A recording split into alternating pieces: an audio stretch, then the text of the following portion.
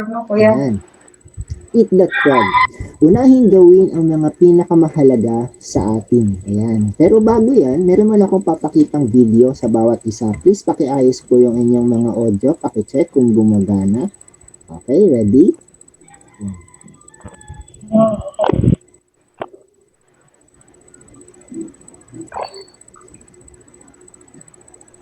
Check nyo kung malakas. The Jar of Life. Yan. Ready?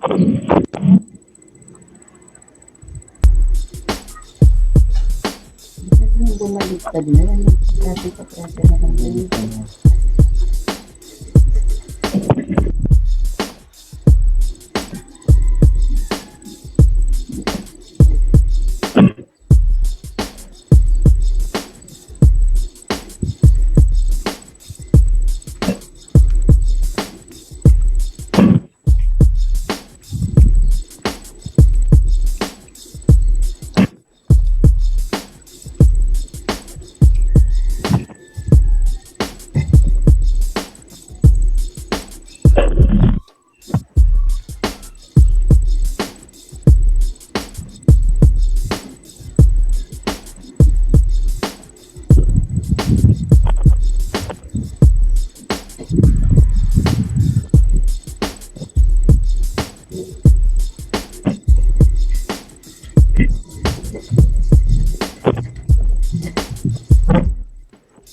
Ganda naman na illustration.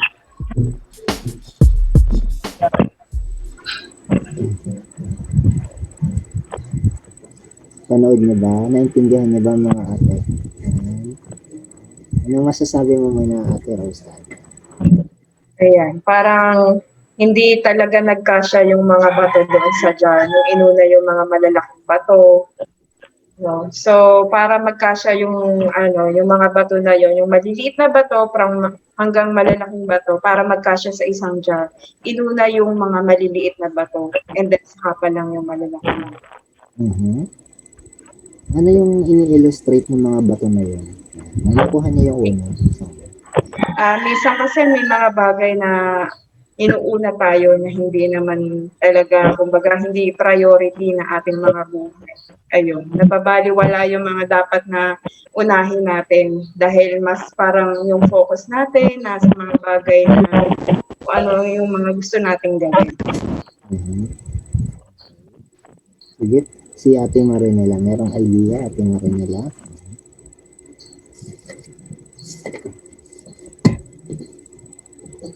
Okay. Hello po. Tumigil yung ano ni Cassie. Hmm. Wala. Nawala siya. Dapat mag-lead meeting uli si Ate Lela. Hindi maganda yung ano. Reception. Chat mo nga ate. Sige, chat mo. Sige, kuya. I will chat.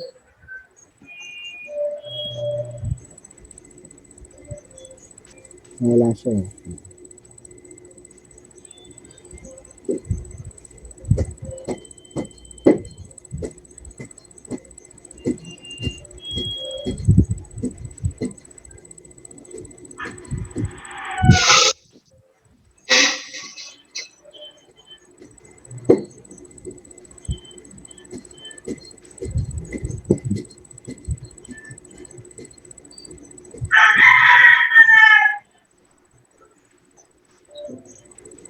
Ay, ayan na. Na-chat si Jerome. Positive. Positive ang resulta niya. Ako, yari ang mga pragani tsaka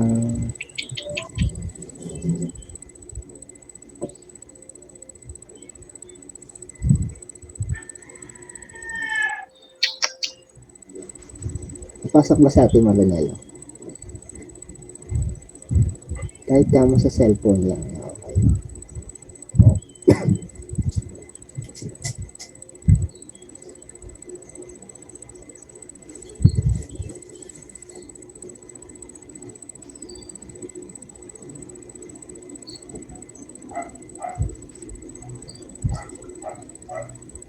Dito.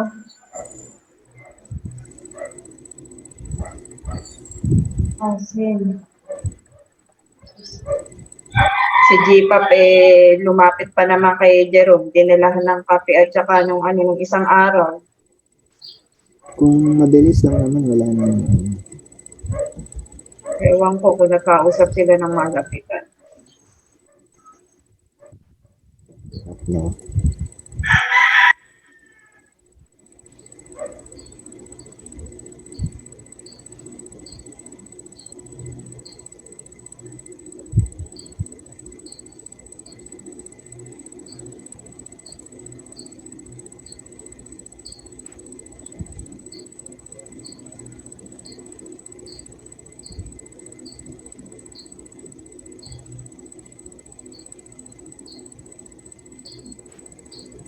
Mahina daw ng net nila eh.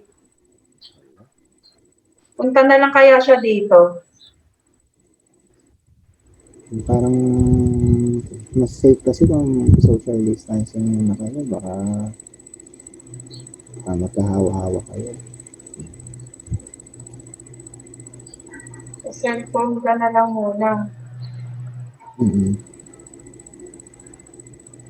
Kita din naman yan eh, kahit sa cellphone lang.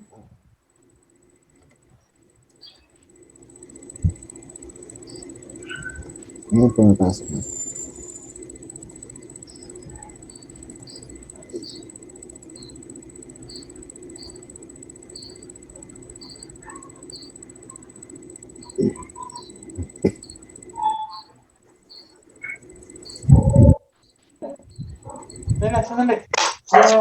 No. Yun, ganun. Ayan, dito na lang sa cellphone. Kasi, Slide right na lang para makita mo. Delete kasi ng ano kaya. kasi nag-chat si Jerome, positive pala siya. Nalaman agad yung ano? Oo, sinabi din. Pray natin. Oo, sige. Tuloy muna natin kay Kuya Aris, mamaya na lang tayo mag-usap. Kasi nga nilagnat siya.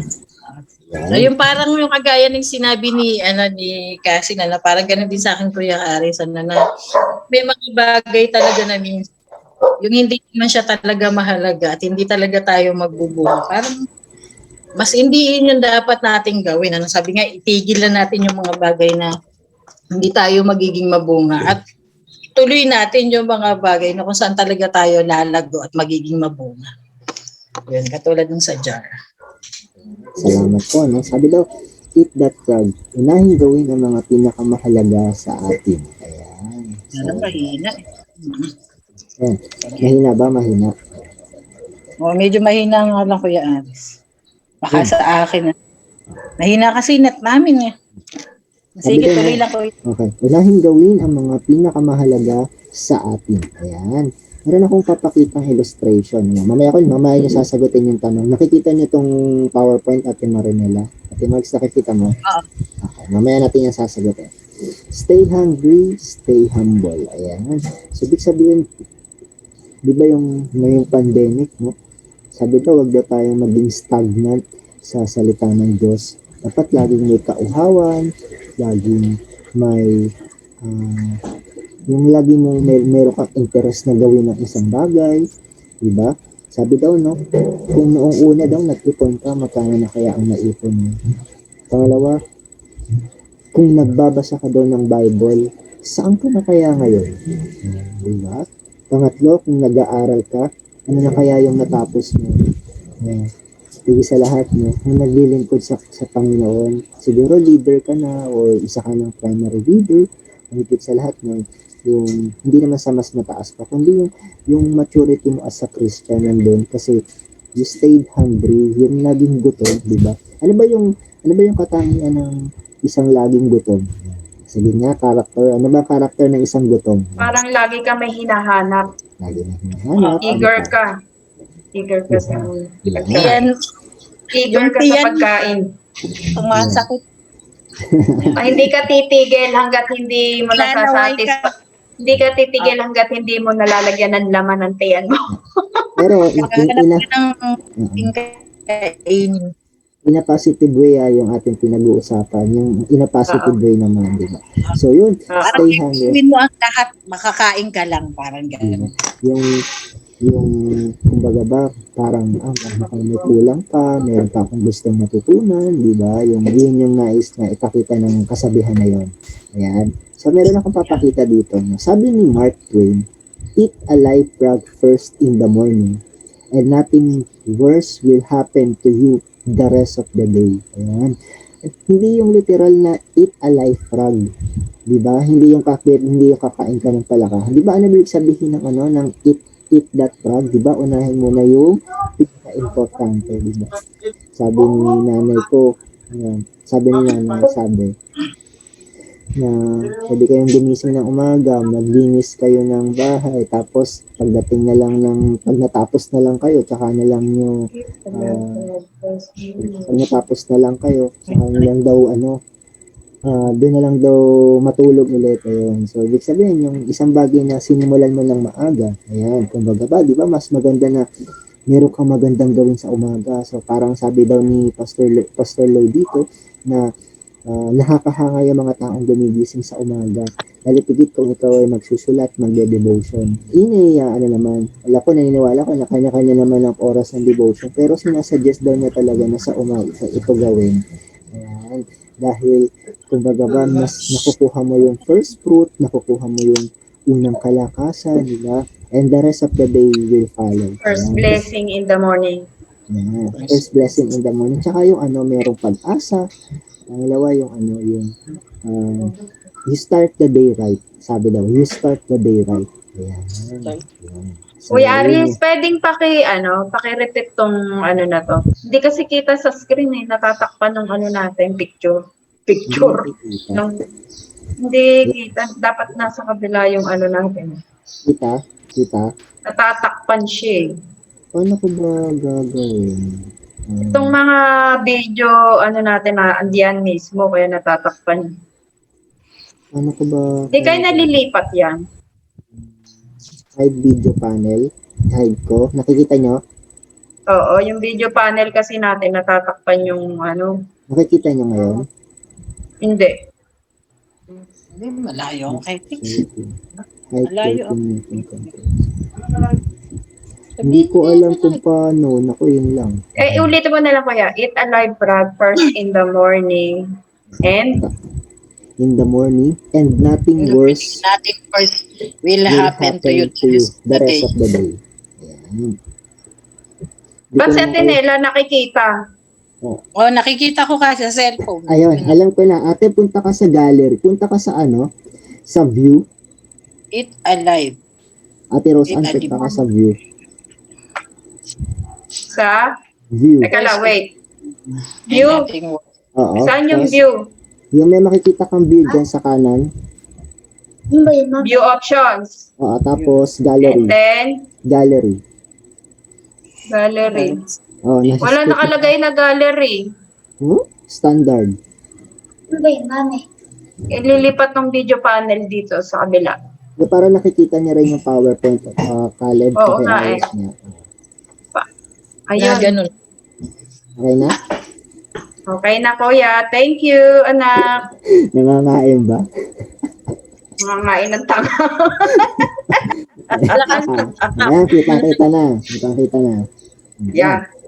Eat a live frog first in the morning and nothing worse will happen to you the rest of the day. Ilahin mo yung pinaka-importante sa buhay, yung mga dapat na gawin, tapos at then susunod na yung... Opo, dadrag lang pala. Yan. Ayan, saya-saya, no? Yan. Ayan. Ito. Ang kwento na to is na kung saan sinabi ni Jacob sa kanyang 12 anak kung ano yung magiging future ng kanyang mga anak. Ayan. Diba, kung binasa niyo tong Genesis chapter 49, ito yung magiging kahihinatnan ng kanyang mga anak sa future. Ngayon, ito yung sinabi niya kay Benjamin. Benjamin is a ravenous wolf. In the morning, he devour the prey. in the evening, he divides the plunder. Sa Tagalog, eto. Ikaw, Benjamin, katulad ka ng isang asong lobo na sumisila sa umaga ng kanyang nahuli para kainin at sa gabi ay pinaghahati-hatian ang natirang nasamsam. Pansinin mo, no? Anong ginagawa niya sa umaga? Sumisila. Anong ginagawa niya sa gabi? Pinaghahati-hatian nila yung natira. Di ba? Ibig sabihin, Na nasamsam. kung meron kang nagawa ng umaga, meron ka rin gagawin sa gabi. Meron kang paghahati-hatian sa gabi. Kung baga ba, meron kang benefit sa gabi. Ayan. Galing na yung kung sa una mo na, kung baga ba, pansinin mo, no? Kasi ganito daw kasi ang tunay na pagde-devotion para sa akin, ito mga ate. Na sa una, ay gagawin mong ang pag-aaral ng Bible sa umaga. Ngayon, sa maghapon na yon, ngunguyain mo yung salita. Ngunguyain mo sa sarili mo, uulit-ulitin mo yung verse hanggang sa meron kang maipasok hanggang sa gabi. Hanggang sa meron kang maisulat sa gabi. Pwedeng ganun. Yung iba naman is nagde-devotion is isang upuan na lang. Ayan. Yung kumbaga ba, meron siyang isinusulat sa umaga, meron siyang binabasa sa umaga, meron na rin siyang binabasa sa gabi. I mean, yung pag nagsulat na siya sa umaga, dire-diretsuhin na yan. Tulad ng ginagawa ni Ate Marinela yun. Kumbaga ba, nasa kang ano yun. Pero ang ibig natin sabihin dito is kapag meron kang ginawa sa umaga, kumbaga ba, meron kang benefit sa gabi, yung para bang yung pag nakapag-aral ka ng salita ng Diyos sa umaga, the whole day mo, parang iba ang dating, di ba? Yung iba yung lakas na nakukuha mo, di ba? Iba yung aral na nakukuha mo, iba yung inspiration mo. Alam niyo mga ate, ito yung benefits ng pagbabasa ng Bible. Hindi laging yes or no ang pwedeng ibigay sa iyo ng Bible. Kundi pwedeng ibigay sa iyo ng Bible ay steps, salita. Ayan. Steps, mga hakbang. Gawin mo to, iwas ka dito, ito ang dapat mong gawin, ito yung dapat mong lakaran, ito yung dapat mo na uh, nasundin. Hindi lang laging, Lord, magkakapera ba ako ngayon? Yes or no? Hindi lang ganun. Lord, magkaka-love life ba ako? Hindi ganun. Hindi yun eh. Lord, yayaman ba ako? Ano bang business ang iyaano ko? Hindi ganun ang pwedeng isagot sa iyo ng Bible. Hindi laging yes or no or very definite. Kundi minsan, dapat to kasi dapat meron kang discernment kapag nag-aaral ka ng salita ng Diyos. Kaya dapat maging mapanuri ka sa pagbabasa ng Bible. At naniniwala kasi ako na tama yung ginagawa niyo na hindi pwedeng pa-chop-chop ka lang ng mga book sa Bible, kundi dapat meron kang certain pattern sa pag-aaral ng Bible. Ayan. So, yun yung gustong i-share dito ng Genesis 49:27 at So ito, meron ako share sa inyo. Sabi daw dito, no, 46% daw ng daily behavior natin ay automatic. Ano yun? Yung hindi mo na iniisip at normal mo nang ginagawa. Ano yun? Normal na sa'yo yung paglilinis ng bahay, pagwawalis ng, sa umaga, gigising ka, magluluto ka ng breakfast, magluluto ka ng ganire, magwawalis ka, magtatapon ng basura, magpupunas ng alikabok, magluluto ka ulit sa tanghali. Di ba minsan, bakit ko sinasabi to? Kasi minsan daw routinary. Ayan, routinary. Ayan. Ibig sabihin, paulit-ulit na. Ayan, normal mo na to ginagawa. Ayan. So, Ate Marinela, ito, ano ba ang normal mo sa isang araw? Ayan. Ano ba ang mga normal behavior mo sa isang araw? Yun, yung basta 4 a.m., yan, mabangon ako para mag-devotion, prayer. Tapos Next. tutulog ulit. Oo. Tapos gising, tapos maghahanda na uli ng agahan. Luto, asikaso. Yun. Pero yung start ko talaga sa madaling araw, yun yung gusto ko na nakapag-pray muna ako, nakapag-devotion. Para iba rin kasi yung energy. Sa tanghali, ate. Sa tanghali, yung banding ng family. Yung sama-sama kayo, nanonood. Siyempre, nagpe-pray bago kumain. Tapos sa hapunan, ganun din. Basta matatapos yung buong hindi nawawala yung prayer talaga.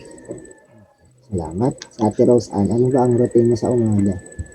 Ako tanghali na ako gumising tanghali na akong gumising mga 8 or 9. Pagising ko, yan, hawakan ko na agad yung pagluluto, mag-aasikaso na sa pamilya, maglilinis ang bahay. Basta pag nagawa ko na lahat ng mga household chores, titingnan ko yung yung verse natin for the day.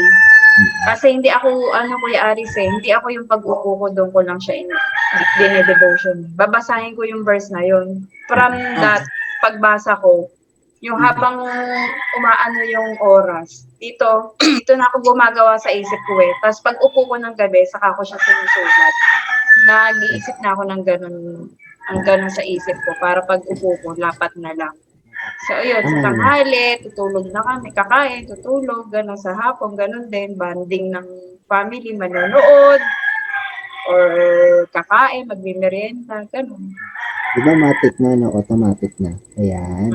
So, ngayon ganun din daw sa buhay natin. Minsan daw kasi may mga sinisingi tayong gawain na parang hindi naman importante. Ngayon, meron akong tatlong bagay na ipapakita sa inyo. Ayan. Tatlong bagay akong ipapakilala sa inyo. Habit hacking, habit switching, and habit stacking. Ayan. Ano kaya yung tatlong bagay na yan? Number 1. Yung habit stacking ay paggawa ng habit hacking. Yan. Ang habit hacking ay paggawa ng bagong habit. Ayan. Paggawa ng bagong habit. Ang habit, di ba, na familiar naman kayo, ito yung nakaugalian mo lang gawin at yung typical mo lang ginagawa. Pero alam niya ba, no, meron ako ipapakita sa inyo, sabi sa Forbes magazine, meron daw ginagawa ang mga bilyonaryo according to Forbes magazine. Ayan. Gusto ko lang daw i-share sa inyo. Gusto lang daw i-share ng bawat isa sa inyo. Number 1. Sabi nila, hindi sila gumagamit ng alarm clock. Ikaw ba, Ate Marinela, pagising mo ng 4 o'clock na magamit ka ng alarm clock? Wala na naman sa Ate Marinela. Pero saan nandiyan ka ba? Oo, hindi ako. Hindi sila gumagamit ng alarm clock. Okay, kasi bakit daw? Kasi very alarming. Ayan. yung pagising mo daw yung nakaka-trigger ng kumbaga ba nakakaba, di ba? Yung nakaka-pressure daw. Pangalawa naman, hindi nga sila gumagamit ng alarm clock pero sabi naman, mami, gisingin mo ako, di ba? Ini-istorbo mo naman daw yung ibang tao. Iba naman daw yun. Hindi sila gumagamit ng alarm clock kasi parang nandun daw yung discipline na ang gantong oras, yung mindset ko, ready na, sanay na yung mata ko. Ayan. Yung, kumbaga mo, meron ng mindset. Ayan. Di ba sa ating Marinela, nakakasunod ba? Nawala siya. Wala siya. Hina nga daw kasi yung kasi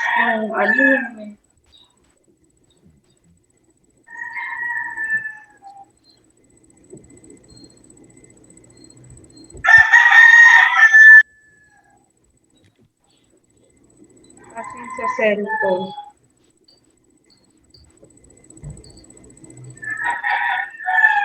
Kung sa cellphone kaya siya, ganun din. Cellphone na yung gamit mo, di ba? Kasi nasa desktop siya Baka ako mahina sa... Malaki kasi ang ng desktop. Pag cellphone, hindi masyado. Hindi pa niya na itatry, di ba? Kanina ang pag-umpisa natin nasa cellphone, di mo, malakas din naman.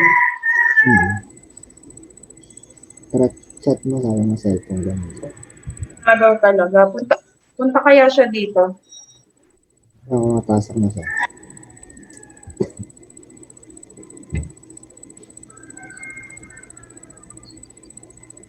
Tingnan ko lang.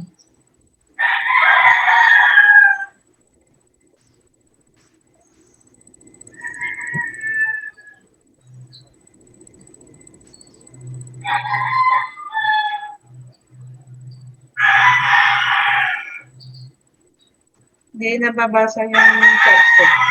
Pumasok na siya Ate Mags.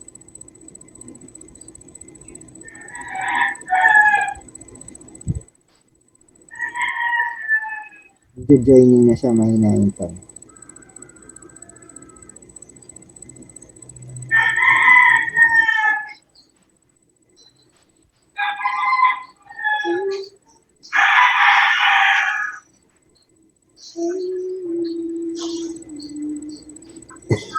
Mahina siguro internet niya.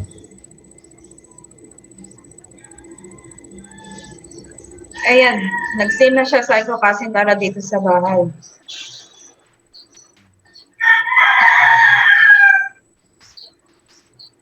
Sige. Bukan na dito.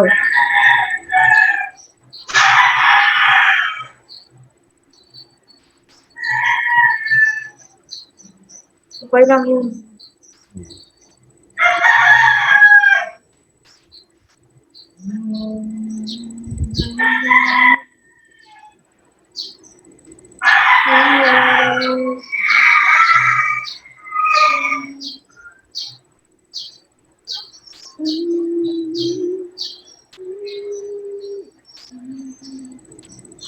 Ano sabi ni Pinay? Hindi nasagot. Nakapasok na siya eh. Wala na naman.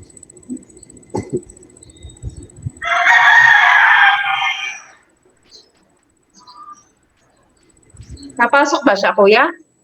No, nag-out na naman. Sabi ko ni Kani, para dire-diretso na. Minsan ganyan din ang net namin, kuya. Mm-hmm. Pa-fluctuate. Hihina ang signal. May nagpa-fiber kami kaya medyo malakas. At nakakabit lang kami, di ba kala Nanay Norma? Fiber yung gamit nila. Parang malakas na, di ba? Okay naman siya. So, 10 minutes na lang ako ate, patayin ko siya ha. Pagka Mag-gasket tayo. sige. Gasket natin na isang malinaw, kuya? Oo, Hindi, kasi may bubuksan ko ulit. Pilitin kong makatapos kung pilitin natin. Oo, tapusin natin. Sana nga pumunta sa Pinela para matapos natin. Sige. End ko muna. Sige, okay na kuya. So, sabi daw, mag-exercise daw sa umaga. Ayan, kahit stretching, di ba? Parang napaka-importante niyan. Na magkaroon daw ng ehersisyo sa katawan. Ayan. Then ito, yan. Si Bolkia. Yan, Renay, di ba? Sabi ko lang, gabi pa lang daw. Sultan Bolkia. Gabi pa lang daw, nagpaplano na ng mga gagawin. Ayan. Alam niyo ba ako mga ate, saan ba yung aking plan? Wait lang, meron na akong papakita. Sige lang.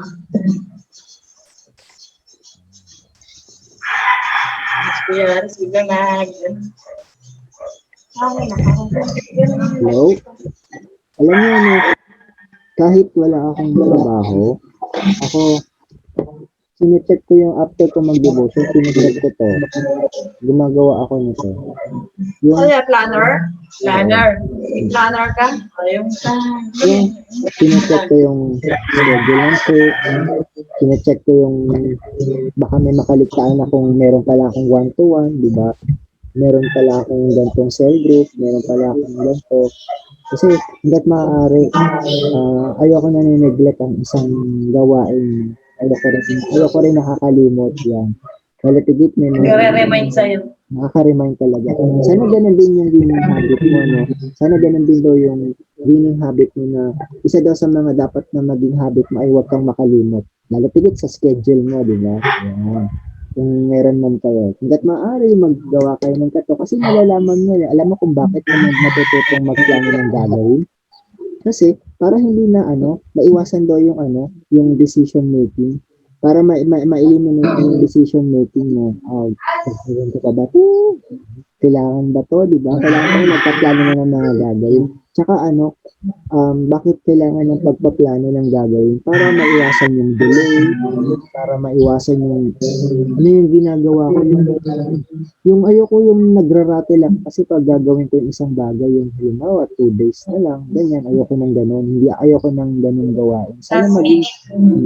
Sana daw maging habit hacking yun. Habit hacking. Ayan. Sana maging yun yung bago mong gawain. At panghuli, sabi daw dito, dapat daw, meron kang self-reflection. Kilala niyo ba to? Kung sino yung lalaki na to? Oo. Hari yan ng Thailand. Biat naman ako. Sino yan, kuya? Hari yan ng Thailand. So, si Haring Vaji. Medyo mahaba kasi yung pangalan niya. Haring Vaji. Yun yung pangalan niya. So, Si ito daw, self-reflection, maganda yan. Maganda. Ano yung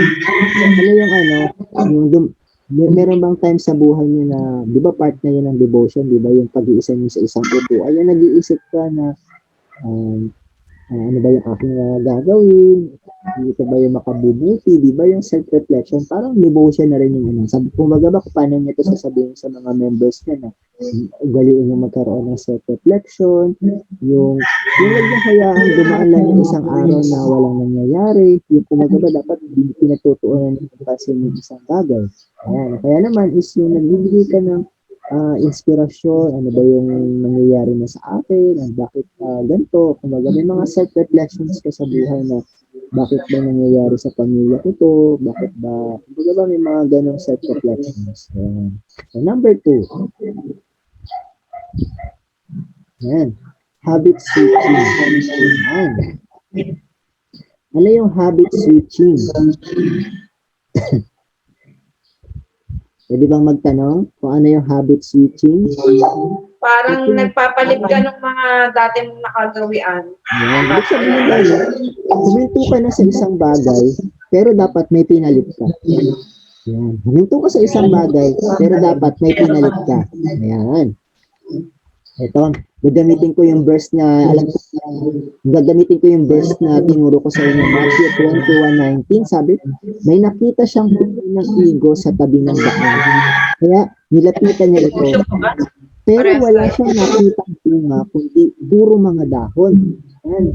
Kaya, sinabi niya sa puno, hindi ka na mamumunga pang muli, at agad na natuyo ang puno.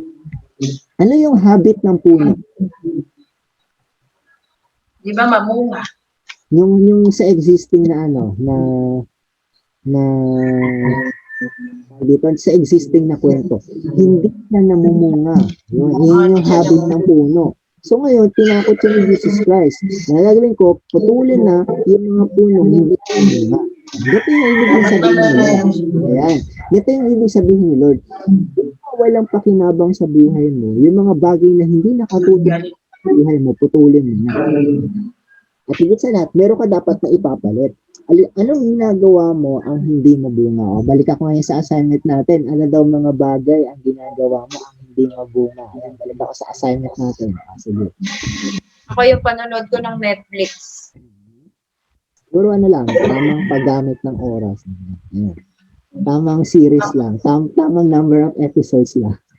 Si Kuya nakita yun sa your story ko na WeTV, sabi niya nagsawa na kaso Netflix, WeTV naman. Naiinip na ako. Pag ni Kuya. Naiinip na ako pag series. Yung isang panooran ng gusto ko. Yung, Sa YouTube naman ako, yung mga vlogs. Yun naman ang nakakaumalingan ko. yan, di ba? Yung mga gawain ng mga nanay, yung ilang episodes, uupuan Ganun yung mga LDR na di ba? So, ibig sabihin daw, ito, tanungin ko yun yung mga habits. Ano yung ipapalit mo sa kanya? Yan, tanungin mo sila, ano yung ipapalit mo sa kanya? Diba?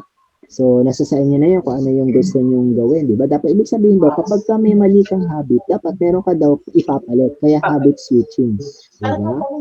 Diba? Itanong mo sa mga segment niyan. Kung halimbawa, ito yung pangit yung attitude, ano yung ipapalit mo sa kanya? Di ba? Kung dati hindi ka pala ito, yun, di ba? Simulan mo sa 5 pesos, di ba? Pangalawa, kung laging pagchichismis, bakit hindi mo simulan sa pagpapangin? Mga chikadora, umaga pa lang chika na ng chika, kakahapon. Alam mo ba yun? Diba? Makaka-relate. Bakit hindi mo ituloy sa pagiging plantita, di ba? Yan. Ano pa, yung Napopokas naman sa mga diba, yung matuto kang magluto, di ba? Yung isang potahe lang alam mo, di ba? Mag-search ka sa maraming potahe. Diba? Luluto na ako na ito. Yan. So, yun, kung tinatamad ka mag-exercise sa labas, sa bahay mo ituloy, di ba? Sa loob ng bahay. Ayan. So, kung nagbababad ka ng TV, ayan. Ito yung yung pinakamalungkot na habit. Yung mga habit na Si Kuya ata yun eh. Kuya, sa'yo yung nagre-ring? hindi ko alam kung sino. Sa'yo yata. Hindi sa amin eh. Oo, alam. Akin nga. Si Oswald, ako.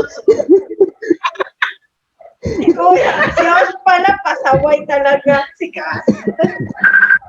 Oh. Ito yung mas nakakalungkot. Yung lumayo ka na nga sa Panginoon pero wala ka pang ginawa. Yung alam mong mahina na yung kandila mo pero ayaw mo pa rin sugpungan ng malakas na liwanag. Yung alam mong aandap-andap na yung ilaw mo pero hindi ka pa rin sumukob sa may posteng may maliwanag na ilaw. Diba? Ano yung habit switching mo na gusto mong ipalit?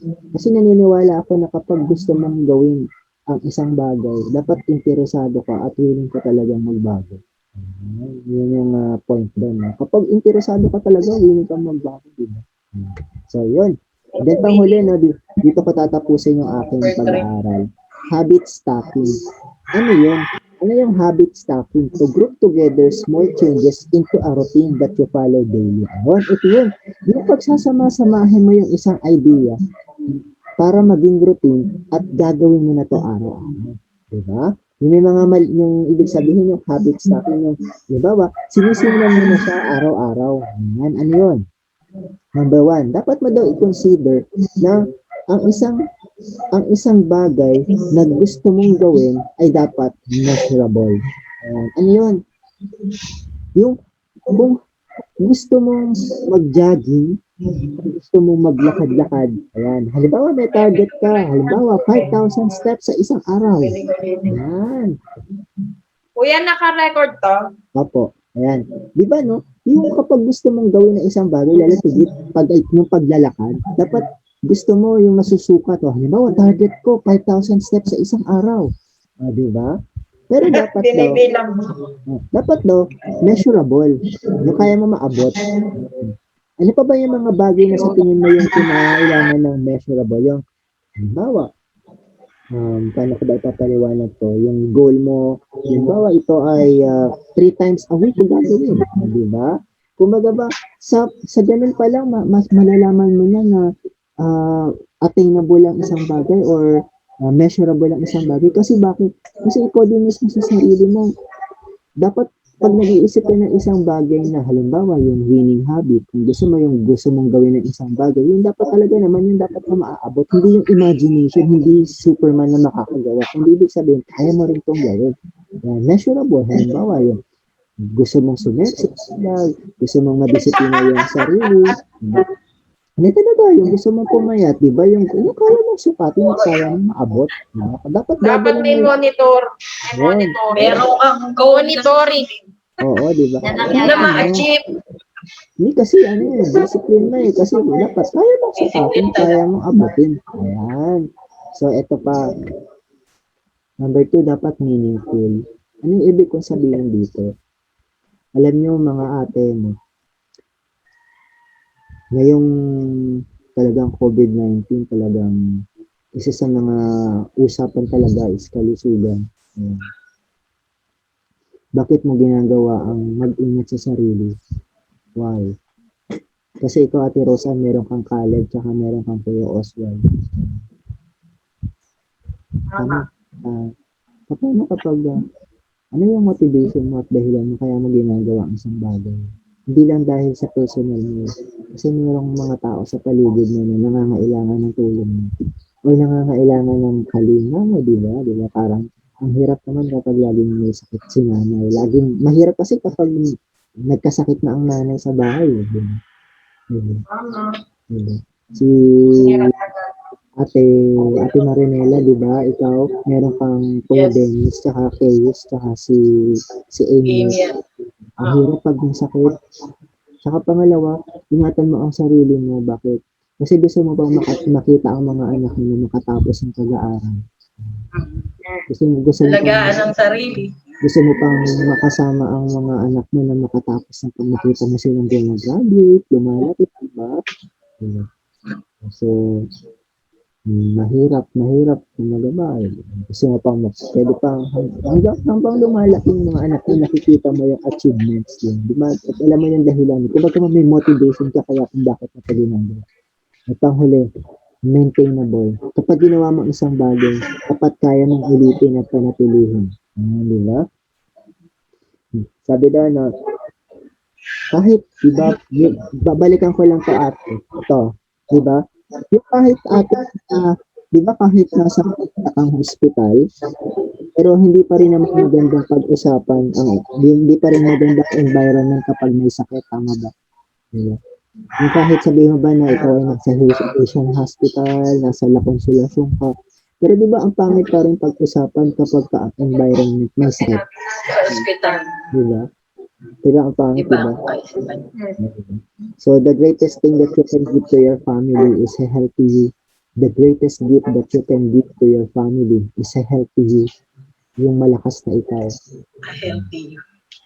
Yun na yung pinaka-gift mo. Ayan. Parang may nabasa akong ganong quote. Ayan.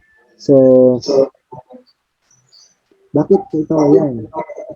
Never maintainable kapag ginawa mo isang bagay, dapat kaya mong ulitin at panatilihin. Maintainable. Minsan may mga bagay na may mga anak tayo na nagpapainit ng ulo mo. Mataas ba ang tolerance mo sa bata? Hindi. O hindi. Diba? Naiintindihan ko. Minsan tayo, Bunga ng espiritu. Ano agad? Hinihiling ko bunga ng espiritu. Holy Spirit, I need you. Kahinahunan. Kahinahunan. ayan. Alam niyo, meron akong iiwan na quote sa inyo mga ate.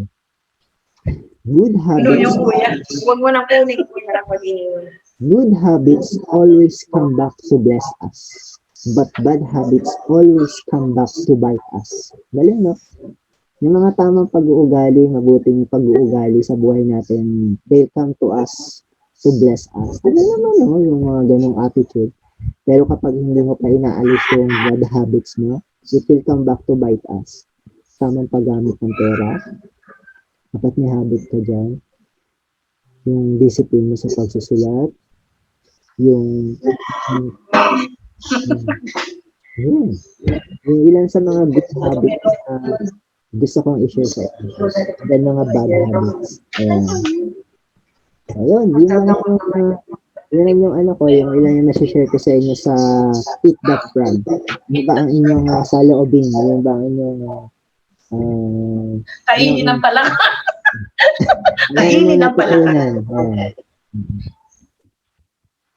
Ako naman kasi. Sige. Parang sa akin, maganda yun na nagre-remind din kasi sa akin, dahil lalo na bilang leader ako, dapat maging aware din talaga ako na baka mamaya ako yung nagsasabi na ganito, huwag niyo ubusin yung panahon niyo sa mga bagay na hindi kayo magiging mabunga. Tapos mismo pala akong leader, may inaaksaya din pala akong panahon sa buhay ko. No?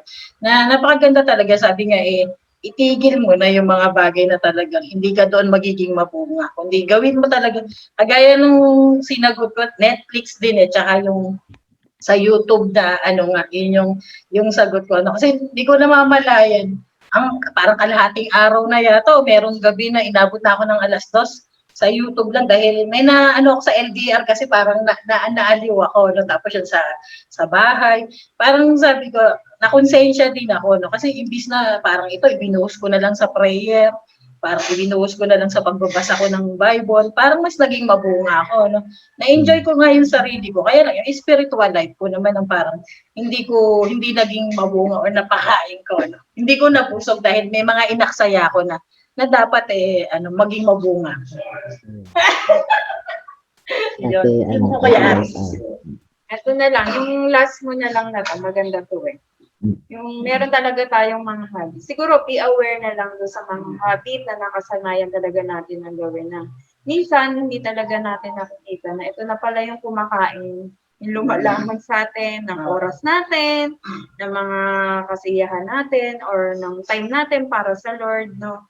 Minsan, iyon na yung kinakain na niya masyado yung oras natin na imbis na dapat para sa Lord, nakukuha na aagaw nitong mga habit na to. Kaya, be aware, dapat siguro okay lang naman yung mga habit na yun. Sabi mo nga, kuya, yung panonood ko ng Netflix, nasa tamang oras lang. As long as nagagawa mo yung para sa Panginoon, hindi yung mas malaki Hindi mo yung time mo sa napapapaya. Netflix, kaysa mas malaki yung time mo sa pagde-devotion, o maliit lang yung time na itinitira mo para sa Lord, para sa pagde-devotion mo, sa cell group mo, napabayaan mo na dahil sa kagustuhan mong gawin yung habit mo na yun.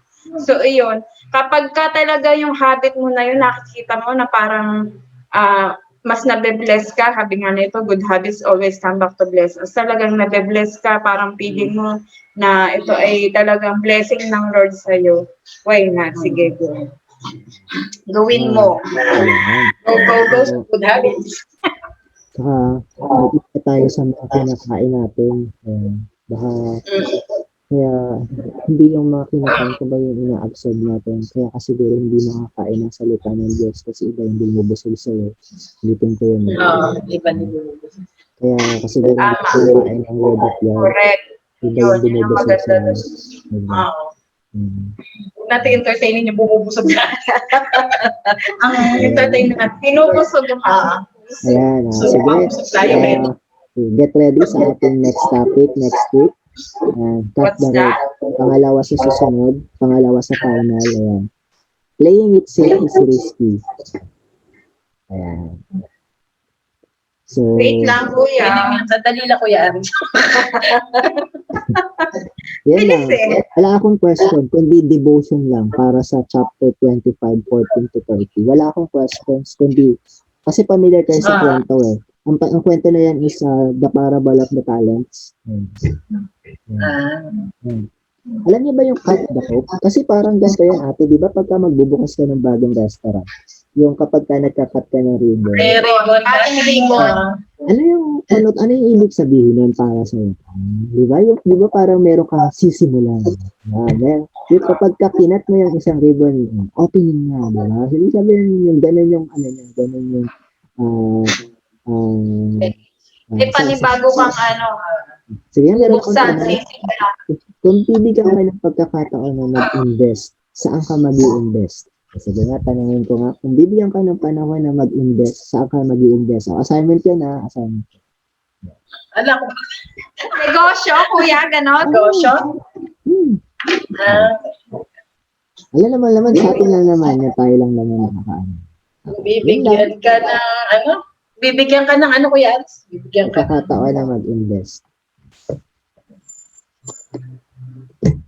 Yun lang ang sa akin sa araw na to. Yun yung Sagot na ako. Sige nga, Ate Marinela, closing prayer ka na. Sige. Tayo ay manalangin.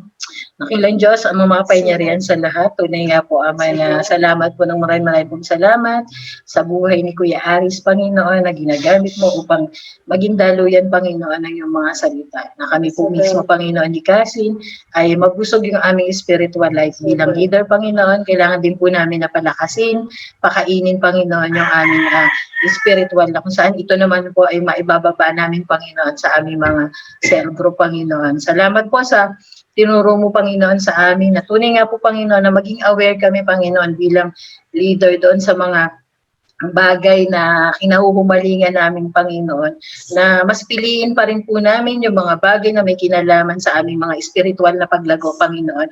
At putulin po namin yung mga bagay na madadala kami, Panginoon, para malayo kami, Panginoon, doon sa mga bagay na pinakamahalaga, Panginoon, na mas unahin namin, gawin namin priority, Panginoon, yung pinakamahalaga. At ito po, Panginoon, yung ginagawa namin para sa iyo, Panginoon. Salamat po ngayong hapon, Panginoon, sa bawat sa amin. I-bless po si Kuya Aris, yung patuloy na kalusugan, kalakasan ng pangatawan, ang patuloy na ipagkaloob po, Panginoon, sa kanya, lalo na po na ginagamit niyo po siya, Panginoon, sa iba't ibang ministeryo, Panginoon. At salamat po ngayong hapon, yung patuloy na kalusugan ay pagkakaloob mo sa amin. May tinataas ko rin po sa inyo, Ama, si Kasing Kings, Panginoon, na bagamat nag-positive, Panginoon, yung resulta ng kanyang swab test, pero hindi ito nangangahulugan na panghihinaan siya ng loob, Panginoon. Sa mga gantong sitwasyon, mas lalo, Panginoong, mahahayag yung kapangyarihan mo, Panginoon, sa buhay niya, Panginoon.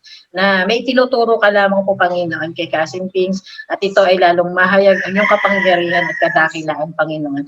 Lahat po, Panginoon, na merong karamdaman, si Cousin Ayan, Panginoon, si Chin, at lahat ng merong sakit, Panginoon. Sa inyo po namin pinagkakatiwala na yung total healing, Panginoon, igagawad mo maging sa compound namin. Ganun din po, Panginoon, sa aking asawa, Panginoon, na ngayon pa lang kiniklaim ko na, Panginoon, nagagawa ka po, Panginoon, ng mga kahangahangang bagay. At patuloy na ipapakita mo, Panginoon, na iba yung nababalot ng panalangin, Panginoon, sa mga anak mo, na gagawa ka po ng bagay na talagang mas lalo ka naming pupurihin, Panginoon, mas lalo namin itataas ang iyong pangalan. Salamat po, Ama, at tunay na kayo na po ang bahala sa amin sa araw na ito. Ito po ang dalangin sa pangalan ni Jesus. Amen.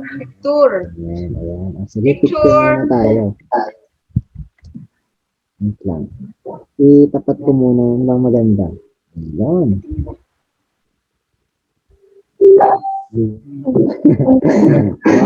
One, two, three.